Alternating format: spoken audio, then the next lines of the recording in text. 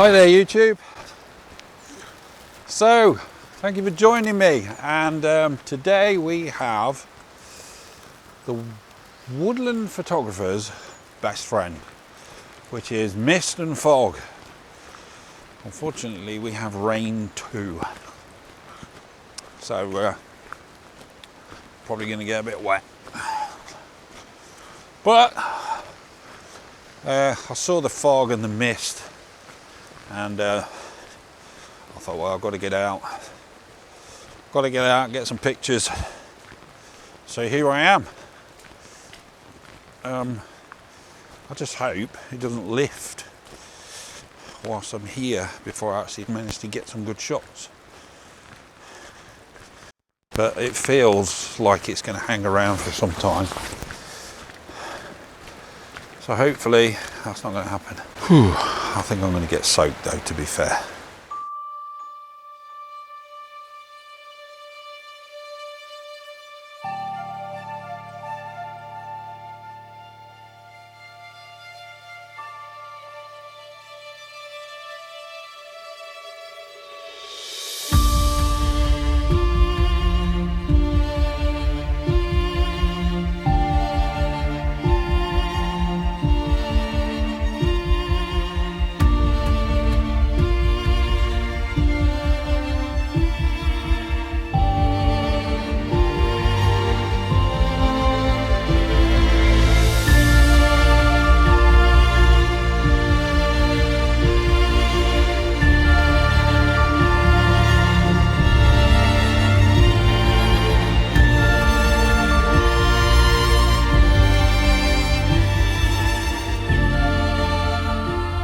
So the area I've come down to is it's an area of beechwood, I think it is. Have a look around me. What do you reckon? I reckon it's beechwood. I'm not supposed to be naming these trees, am I? There's a couple of birches in there as well, but I think most of it is beech trees. I was here back in the autumn, just a few weeks ago, at like the peak of autumn, when everywhere was sort of yellow and gold and there was still a bit of green left. Now all of these trees are completely stripped, so it looks very different, and in the fog it looks quite eerie and a little bit mysterious. The fog's not as thick down this part of the wood as it was when I arrived, so I hope I'm not going to end up being disappointed, because that's the only reason I came out. I didn't come out just to get wet. So, what can we find here to photograph? I've got these ideal conditions. I'm in a beautiful woodland and I can't see anything. I'm looking at the trees that I photographed back in autumn. Like these two here. These two trees right behind me that are in front of those two big beech trees. I photographed those and they were covered in beautiful yellows and golds. Now there's nothing on them at all, and they just look like twigs sticking out the ground. But there's got to be something here in conditions like this. Well, I've been walking around now for about half an hour or more, and I still haven't found anything worth getting the camera out for. The fog's hanging around. The problem I've got is the wood that I've come into, this beech wood that you see around me, it's quite sparsely, it's quite sort of spread out. The trees aren't tightly packed together. So when they're full of leaves, especially in the autumn, it looks amazing. But when they're all stripped like they are now, it doesn't look so good. And what they tend to do in places like this is, even if they're not using the trees for timber, because there's a lot of trees just on the ground. Yeah, I'll show you. There's one here, look. Here's an example of one here, look. You see this big stump here, look. and then there's one just behind us laying on the ground. There's loads of them scattered around on the floor.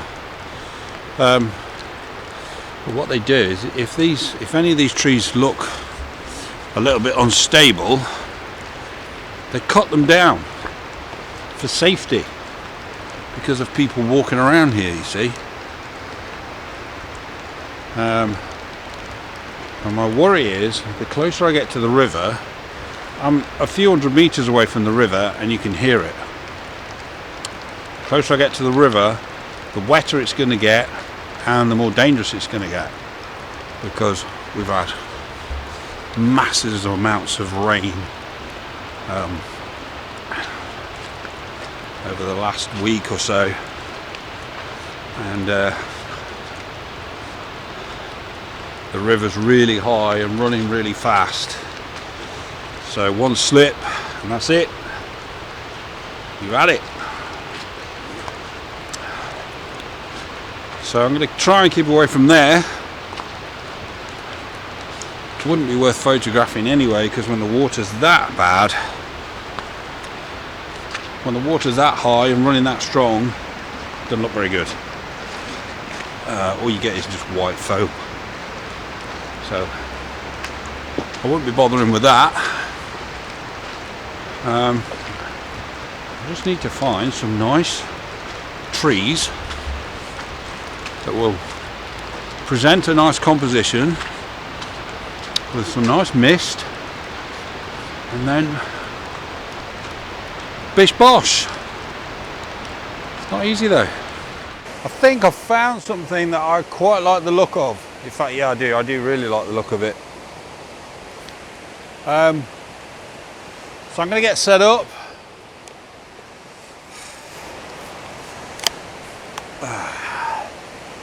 And see what it looks like through the camera lens, through the viewfinder.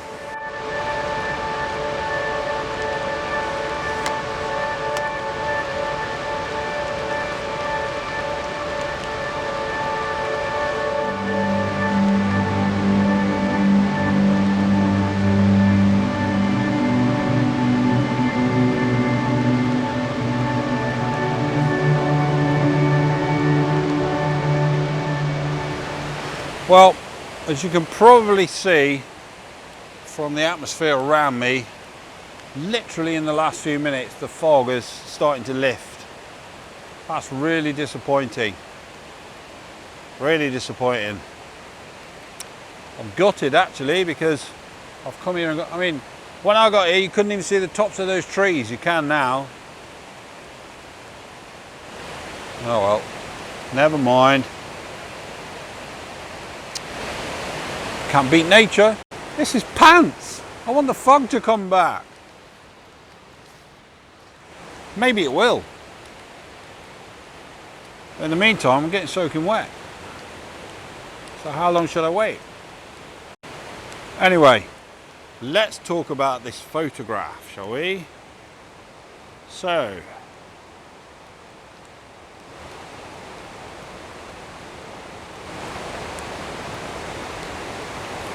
oh, I do like it. Yes, definitely. And I'm going to talk about why, not only why mist and fog is a woodland photographer's best friend, but so too can be underexposing. And I'm going to try and demonstrate what I mean. So just bear with me. This is going to be a little bit of a tutorial. Apologies if it gets boring, but just bear with me.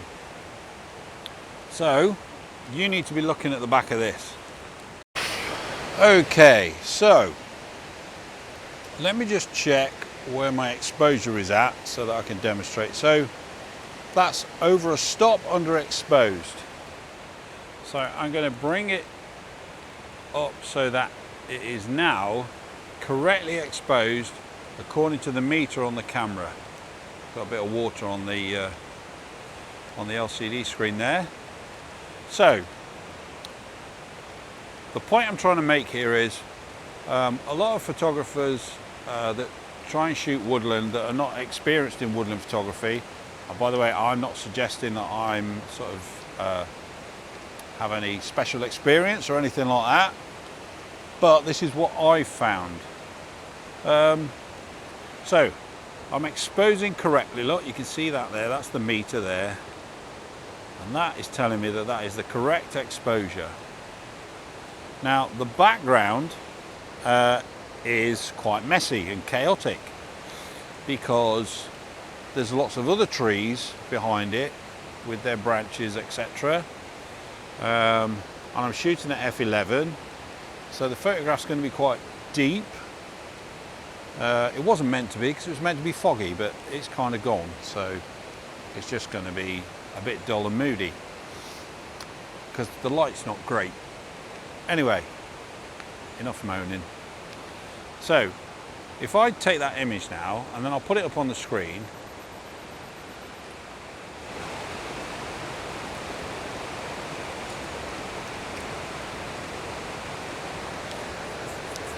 So to my eye, that now looks like there's not much separation between the subject, which is the tree, which kind of spreads out like tentacles across the frame, and the background. It looks a bit flat. Now, if I underexpose by a stop or more, now what I'm doing is I'm adding some dark contrast into the image, and I think that now separates this from the background better.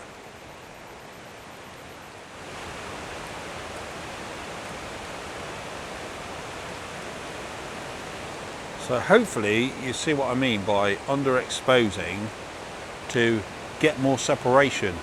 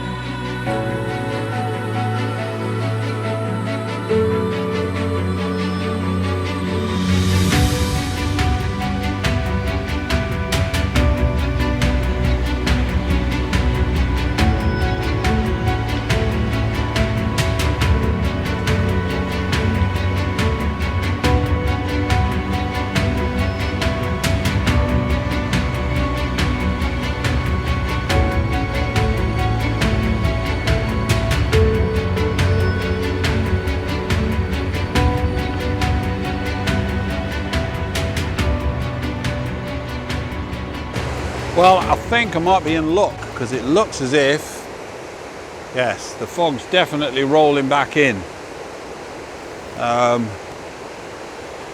hoping you can hear me on this microphone because I'm quite close to the river now, not too close.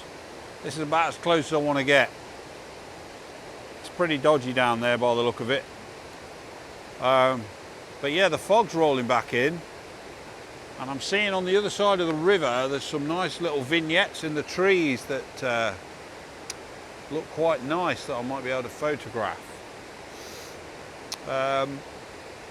Just lately, I'm really embracing doing this kind of photography with a long lens because you can get some distance from your subject and then pick out smaller smaller scenes. And that distance, depending on the weather, it kind of creates some atmosphere between you and your subject as well. So,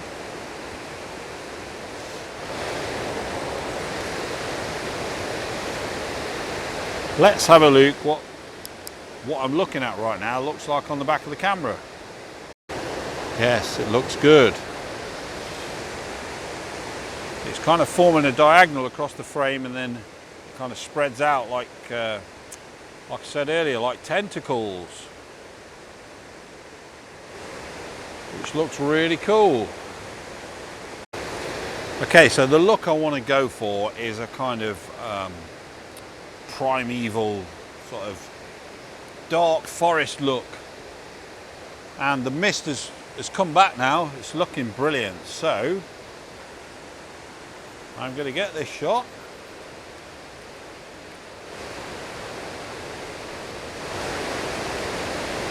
Yeah, pleased with that. Yeah, it's really coming back now. So I'm quite happy that I waited this out, actually. I might take another shot of the tree I've just photographed. It's got some nice mist around it now.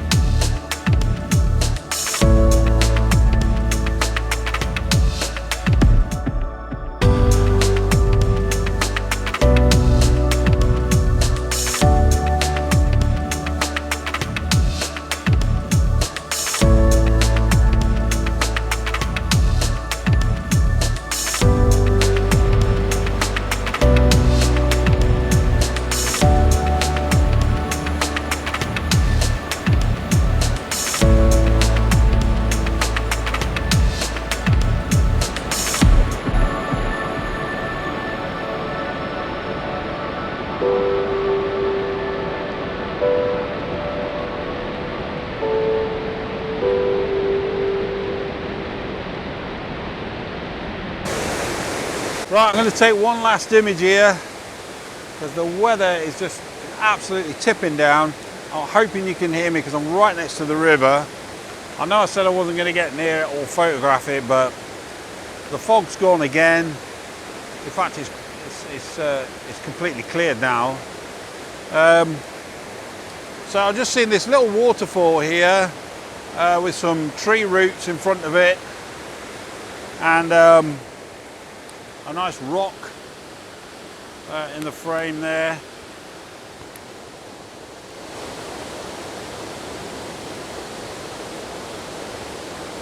With the water cascading over it. Now I'm not going to put any filters on because the water's moving so fast that if I did,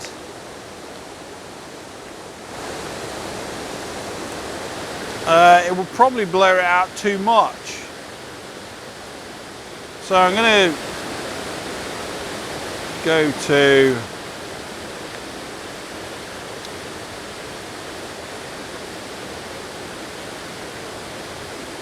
so I'm at f5.6. That's giving me a quarter of a second. Let's see what that looks like.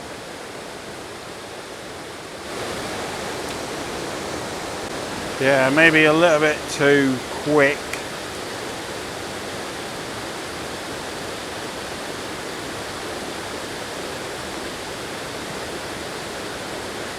Go to f9, 1.3 of a second.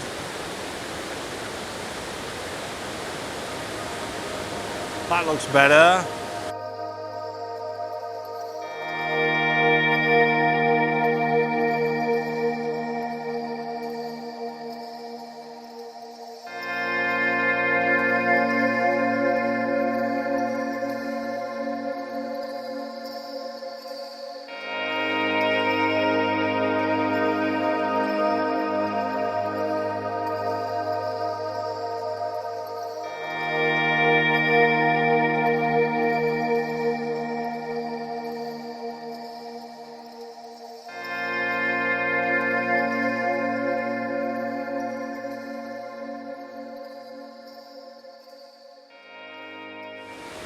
Right, that's it, I'm done. Thank you for joining me.